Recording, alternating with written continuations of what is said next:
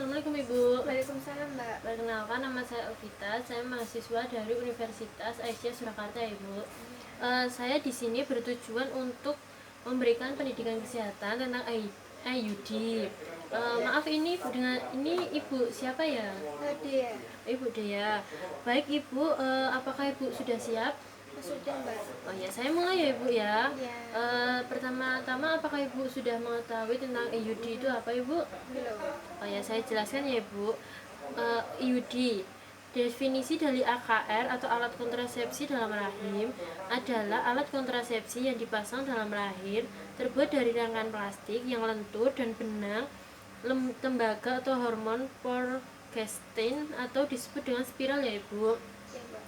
Sejak metode AKDR dikenalkan, banyak orang yang menggunakannya untuk program pengaturan jumlah anak dalam keluarga karena relatif mudah dan aman ya Ibu. Ya, Mbak. Setelah itu saya akan menjelaskan jenisnya ya Ibu.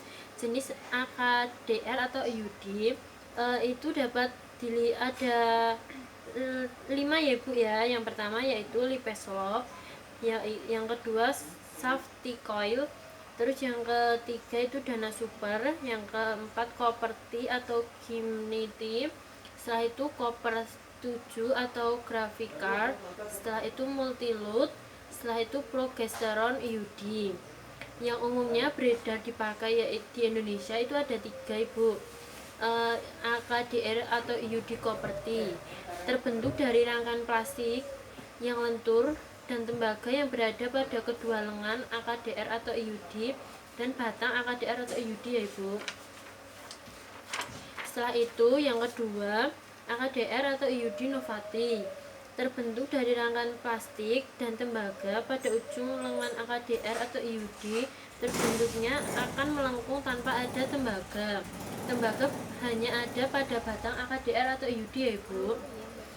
Setelah itu yang ketiga ada AKDR IUD Merina, terbentuk dari rangkaian plastik yang dikelilingi oleh silinder pelepas hormon levonorgestrel atau hormon progesteron, sehingga IUD ini dapat dipakai oleh ibu menyusui karena tidak menghambat ASI ya Ibu. Oh iya, Mbak. Setelah itu saya akan ke waktu pemasangan ya Ibu.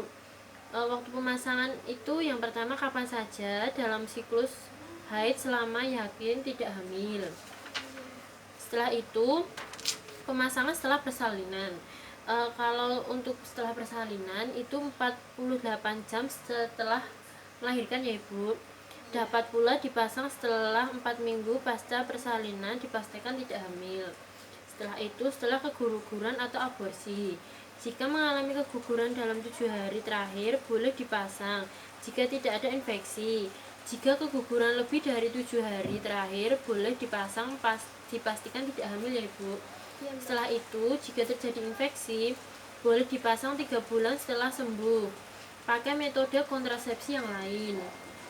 Setelah itu jika diganti dengan metode lain, jika telah memakai metode lain dengan benar atau tidak bersenggama sejak terakhir haid, AKDR boleh dipasang ya Ibu. Selanjutnya yaitu waktu kontrol ya Bu.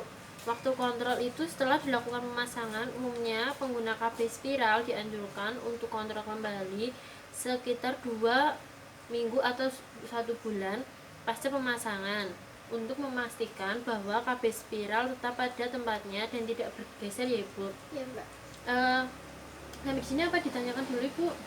Belum ada. Oh ya, kalau gitu saya lanjut ke efek samping ya Ibu. Iya. Yang pertama itu spotting, yang kedua perubahan siklus menstruasi, yang ketiga amenore, yang keempat dysmenore, yang kelima menorrhagia, yang keenam flower albus, yang ketujuh pendarahan postseksual. Setelah itu indikasi CDC tahun 2016 ya Ibu. Yang pertama yaitu gangguan metabolik, gangguan kardiovaskuler, gangguan neurologi, gangguan sistem reproduksi, gangguan hematomologi, penyakit infeksi, penyakit autoimun. Setelah itu kontraindikasinya yang pertama kehamilan, infeksi, penyakit neoplastik, pendarahan vagina di luar siklus haid berat, setelah bentuk rahim tidak normal, penggunaan IUD tembaga bagi wanita yang alergi tembaga. Ibu, apakah ada yang ditanyakan?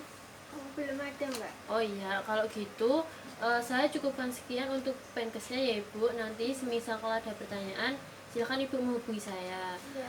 Terima kasih Ibu atas waktunya dan kerjasamanya. Assalamualaikum. Waalaikumsalam.